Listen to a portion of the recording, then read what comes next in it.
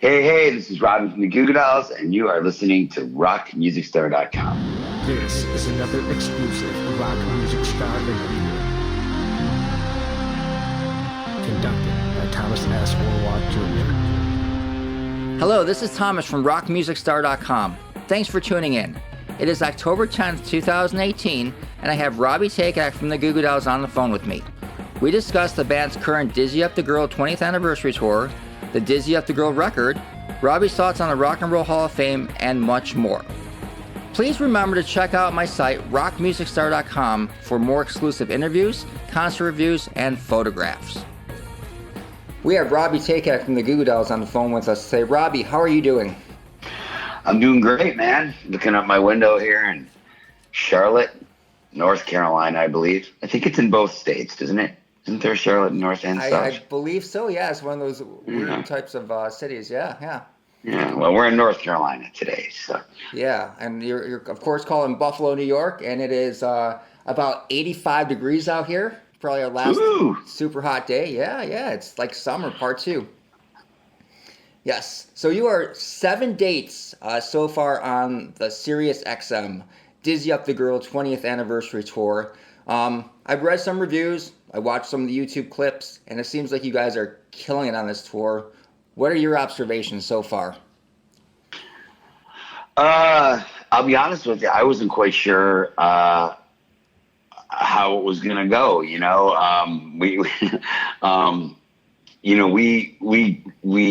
goal is to go out and devastate every night. Right. So we have a bunch of songs that we know work with people. Songs that people have been hearing for years, and have been on the radio and in people's consciousness. So when we decided to do the Dizzy record, we in its entirety, 5 of those songs were kind of out of the way really early on in the set, and it really sort of changed the way we looked at the whole experience. And so then, we were talking about doing a little bit more intimate venues rather than doing, the larger amphitheaters that we usually do at the summers, and started talking more and more about going deeper and deeper into the catalog. So, I mean, this is like a deep, deep set, man. And I didn't know how it was going to go, quite honestly, but it's really been amazing, man. And the places packed up to the rafters to the end, and it's been awesome, man. It's been a great time. Yeah, that's the one thing I give you guys a lot of credit. You're very creative in coming up with different ideas. I mean, back like 4 years ago when you had the Otis Midnight Sessions, you did that, and you guys are always doing something a little bit different. You do your regular touring, but then you break it up a bit. Throw a bone at the hardcore fans and everything. And I think your fans really appreciate you guys doing things like that. Well, they're why we still got jobs, man. So God bless them. Yeah. Now with this tour, it really, of course, brings back to attention the brilliance of the Dizzy Up the Girl record. It's such an incredible release with tons of hits, timeless songs. In retrospect, when you guys were recording that, what was your state of mind? Well, we had just had our first big record. And when we made that record, Boy and Goo, that is, we were very sequestered. We did it up at a place called Bear Tracks in Suffern, New York. This is Boy and Goo. Mm-hmm. So it was just the producer and the band, and we were up there recording for months, and no one was expecting us to have a big record, I mean, we were just making another record. We happen to have a little bit more money because Superstar Car Wash, had a kind of minor hit on it with We Are the Normals. So we had a little bit more money to play with. So we booked a studio for a while and just went out and made this record. And, that record had a hit on it, and, we were driving around, and all of a sudden driving around in buses and flying around the country and playing on the Tonight Show, and, all those things, also there's people at the shows, all those things that start to happen. and then so that tour was fairly successful, and then we got the chance to, John got the chance to write a song for the City of Angels movie, which was Iris. And so we had recorded that song as a one-off from the whole record. And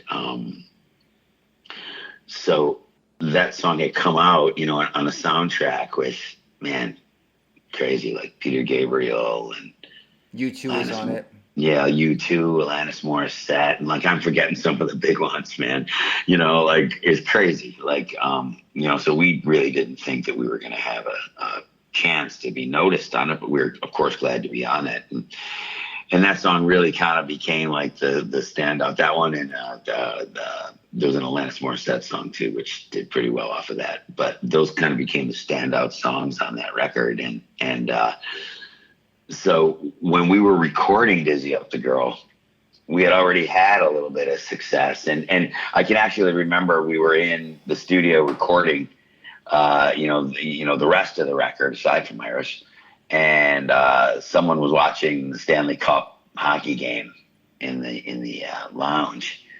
And whoever won, I can't remember who it was, and whoever won, and they were skating around the ice holding, the Stanley Cup above their head, and Iris was playing in the background, and I was like, wow, like it was just a different experience. Ben Montench from the Heartbreakers was, Tom Petty and the Heartbreakers was playing on the record, and Jamie Mahobrick was playing on the record, and Rob Cavallo was there, and Ken Allardyce, who worked with Fleetwood Mac, and just all these guys who were just, real deal people were in the room, and it wasn't just us locked up in a converted dairy farm in Suffern, New York, making a record. It was all of a sudden we were in the thick of it, like with people who do that stuff. So the whole experience was just different, from the get go. Yeah, I mean, when I remember listening to it when it came out, and I said to myself, man, these guys really sound confident. If that's even a thing. I mean, just everything about that record was just so solid, and it just seemed like you guys really, really kind of felt that it was your time. Yeah, we just, we like I said, we were on a roll. We were really busy, and our lives were kind of crazy at the time. We were just learning. I don't know. We were just experiencing a lot of stuff, brand new. Stuff got darker a little later, for sure. But through that whole time, there was. We were dealing like it was like a transition for us, like a real transition for John and myself, from Boy Named Goo to that record. We had moved. We didn't live in. We were living in Los Angeles, instead of living in Buffalo, and our lives were just much different. So it was a wild time. An interesting thing about that record, I remember when it came out, I was following the Billboard charts like every single week.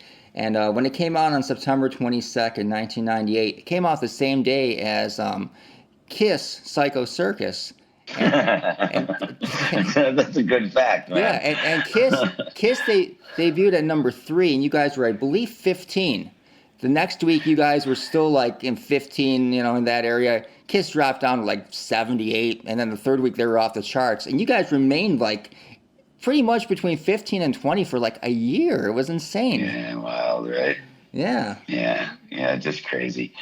Yeah, that was a wild time, and the crazy thing is, and I would even say this started at Boy Named Goo. Like, you get so busy, that you don't even have a second to think about what's going on. You're just trying to keep up. You're just trying to get to the next thing, and it sort of feels like what it's like when you're on tour, quite honestly.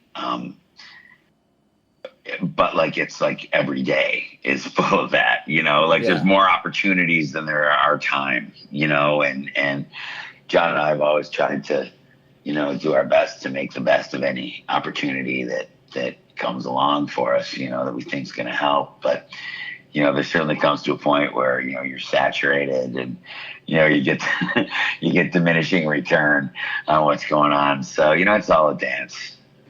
Yeah. In 2012, Billboard came up with the top 100 pop songs for 20 years, from '92 to 2012. Iris was number 1, Slide was number 9, and Name was 24. That's friggin' incredible. There's no band that could claim that they had 3 songs in the top 25 like that. That's pretty wild, huh? I mean, for 20 years, you guys dominated. I mean, that's absolutely wild. insane. I want to talk. I mean, we hear a lot about John and his process for writing songs. What is the writing process for you like? You had 4 songs that you wrote on Dizzy. What's the songwriting process for you? How do you go about writing a song? Well, I'm the world's shittiest guitar player. Like, I think that's actually a scientific fact. I doubt that. Yeah, when you add a couple strings to the guitar, I'm kind of all over the place. But one of the things I learned from John is you can. One of the many things I learned from him is that you can find ways to use an instrument to suit what you need to do with it. And so I tend to sit around and just kind of noodle away at stuff until there's something that sticks in my head.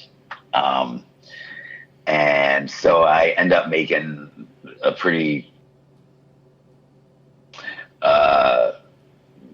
what's the word? Very, very, very lo-fi version kind of what my idea is. Usually sounds somewhere between what ends up on the record and like a Ramones song, kind of. Awesome. And and then we start to look at it and think, okay, what is there with this song, that makes it special? And then we try to accent those things, and take those special parts and make them a little bit more special.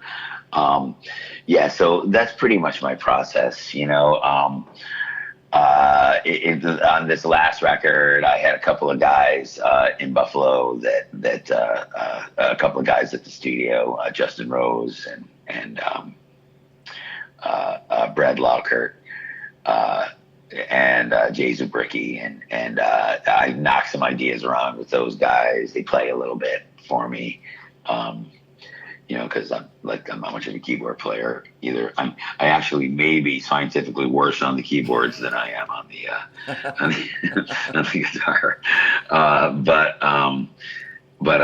So, and then I bring those ideas in and we toy around with the producer and I play them for John, and I might have 5-6 ideas, and we'll pair through them and find the ones that we think fit the best with where his head's at the moment, and it's off to the races. Yeah. Now, you play the song Extra Pale for the very first time on September 30th. What was it like playing that song live for the first time? Well, it was my birthday, so it was like a birthday present. Oh, yeah, that's right. Yeah, it was. Yeah. It was fun, The one that freaked me out the most was Amagon, because that's always been one of my favorite songs. Yeah, it's a great song. Like from our records, but I could never sing it and play it, and that's why we never played it. Oh. It was on the set list for the first little bit of the Dizzy tours, and then we pulled it off because I just couldn't sing it and play it. I just couldn't, for some reason, I couldn't make it happen. And like you talk yourself into something, and it's just sort of become this sort of folklore in your mind. And the folklore in my mind was that I couldn't play and sing that song. So I was almost ready to let Jim, our keyboard player, play the bass on that song. I was panicking that much about it. Oh, wow. And so right before we went into rehearsals, I just made it a point, like getting on a treadmill, I just every day I just did it, and I did it, and I did it, and I played it, and I sang it on my couch, and I sang it in my kitchen, and I got it, man. Yeah. I got it. But it was but that was the tough one for me, man. But it's funny. It's like the songs that seem to be the slowest coming together are what you would sort of maybe think were the easiest songs. I don't know. It's weird. It's like songs from Hold Me Up or Superstar Car Wash, you know, like are almost more difficult for us to play. Maybe it's just because we're just so out of practice with them, you know, that like, you know, we really had to kind of work on what we did. But, you know, like the unorthodox stuff, you know, John was doing early on to make it happen. You know, since we haven't played these songs, you know, some of these songs in 15 years, you know, he can't really remember what he was doing, you know.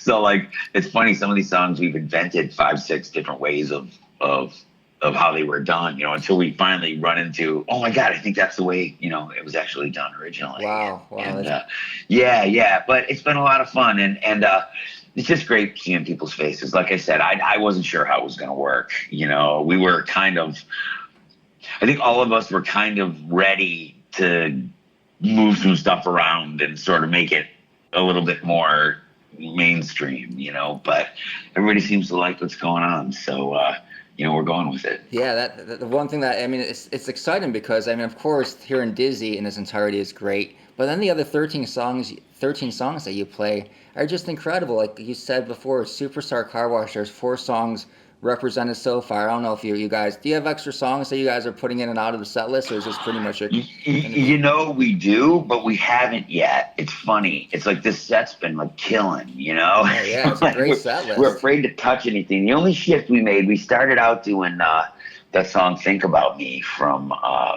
Gutter. I don't even know. Gutter Flower, maybe, yeah. And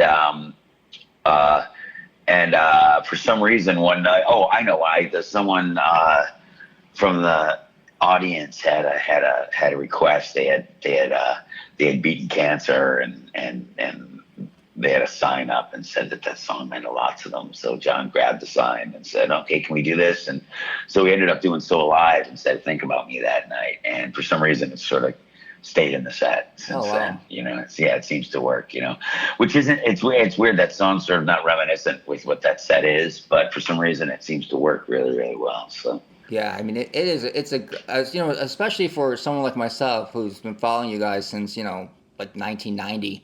I mean, it's great to hear some of these Superstar Car Wash songs. It's great to hear 2 Days in February again.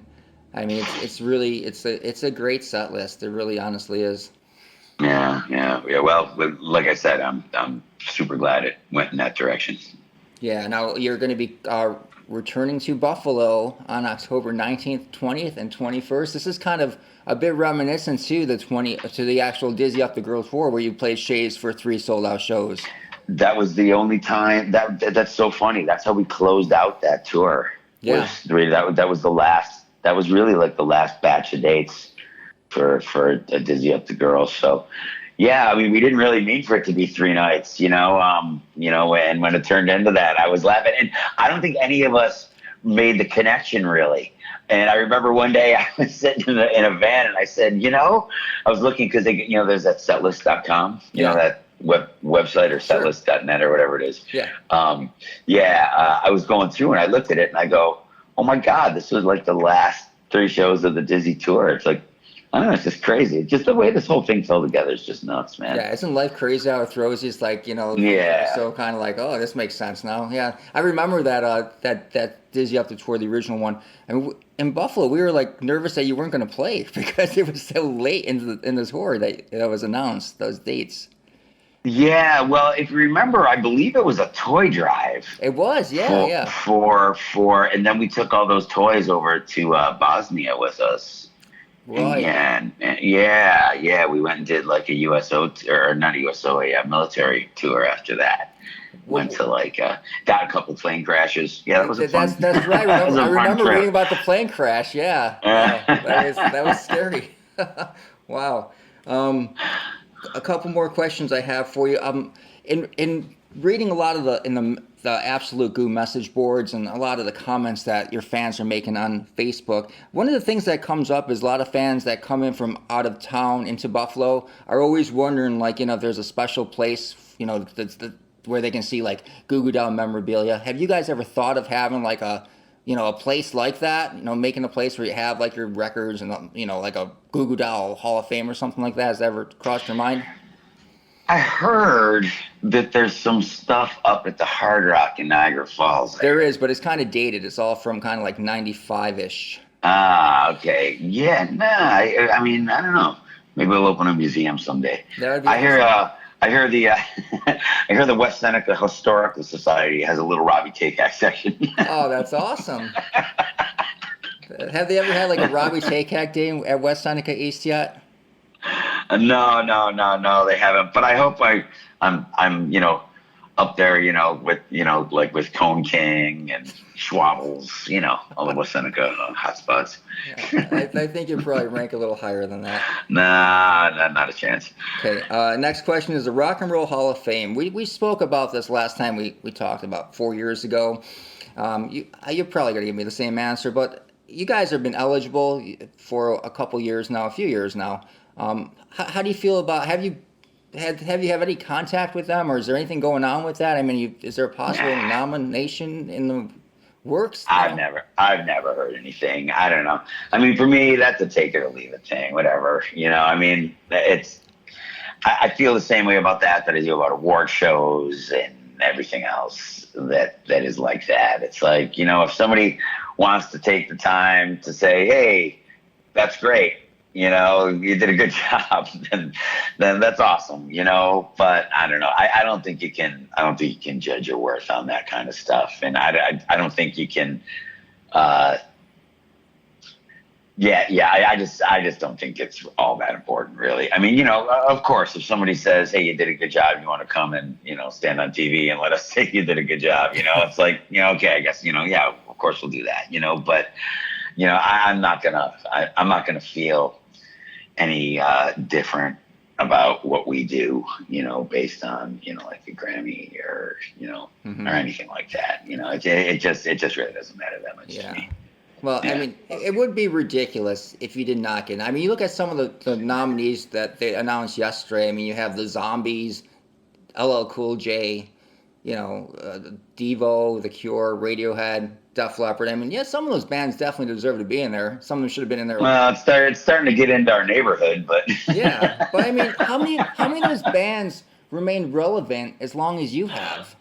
I mean, yeah, but that's just that's like a club, just like anything else. There's a few guys who get together, have some drinks, and decide what music they like, and we're just not on the tips of their tongues, I guess. So that's just what it is. Yeah, it pisses me off. But anyways. So you go sit out in front in the tent with some signs, man. Do a pilgrimage for us. Right. I'm sure I could get hundreds and hundreds of fans. Sit down strike. Absolutely. Has there ever been any talk about doing an official Goo Goo Dolls book? No, not really. No? No. And now that we got kids, I don't know if you'd get the real story anyway. Well, we wouldn't expect something like Motley Crue, The Dirt, but I mean, no, maybe someday. I don't know. We're just so busy right now. We really don't think too much about it. I mean, we just finished those live records, and we're going to be filming all 3 days in Buffalo. Oh, so, really?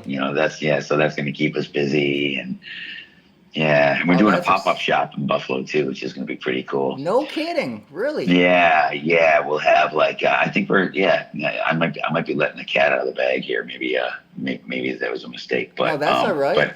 But either way, feel free. We're doing a pop-up shop with some local folks and doing some kind of like limited edition, kind of like a little bit more higher end kind of cool stuff. Wow. And, and some different, things, that's, stuff that you just don't get at the t-shirt stand, and then, maybe we'll head down there a little bit too. And okay. Now that's really good information. Kind of thing. Yeah. I can't really get much more detailed than that, but because I don't think they've actually made the announcement yet, but so we're trying to do some cool stuff, it's gonna be awesome, man. I'm super looking forward to it.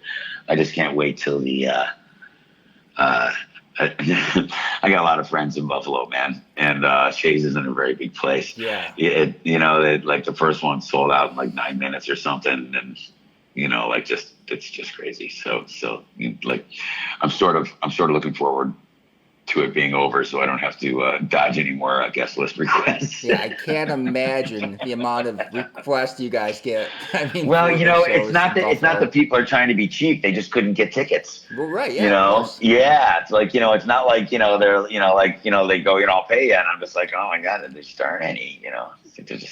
There's only 30, I think it's 3,400 seats or something like that, you know. So there is. yeah. I just looked before the interview. There's one seat left for Sunday. I want it. No, it's really a great seat. It's like the second row. It's the second row seat. But there's just one seat left in the entire arena. It's like That is hilarious. I can almost guarantee that when I go back on the computer, that seat's going to be gone. But I mean, that's incredible. Yeah, well, you know what? They just released a bunch, actually. Oh, did they? Okay. Yeah, they just released a bunch for the Sunday show. Yeah. That So makes sense. they'll do that every few days, like as people don't need them, you know, because we have some holds on tickets and you know, radio stations have holds on tickets, you know, so little by little they release a few here and there, but for all intents and purposes, I think it's gonna be pretty full. Yeah, I can all 3 guarantee nights. that. Absolutely. Now, what are your plans for summer of 2019? Have you guys thought about that yet? Oh yes.